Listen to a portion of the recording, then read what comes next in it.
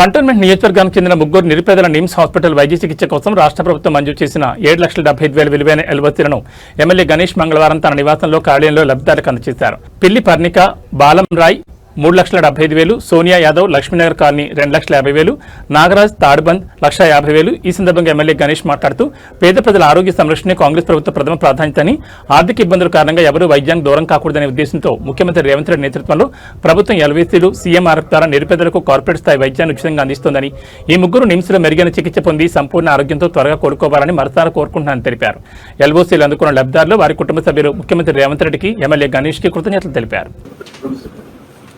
3,75,000 అది ఫ్రీ మా మండలానికి. జాగ్రత్త ఏమంటే నాకు చెప్పు, హాస్పిటల్ జయంతి నెంబర్ తీసుకో, ఏమంటే హాస్పిటల్ ట్రీట్మెంట్ కావాలని కూడా చూపిస్తాం.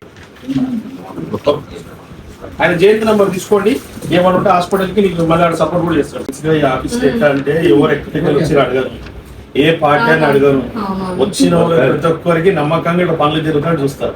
ఇంత తొందరగా పని చేసిన ఎవరురా మా మాటలు చెప్తూ మస్తు పని చెప్తారు, పని చేసినప్పుడు కావాలి కదా.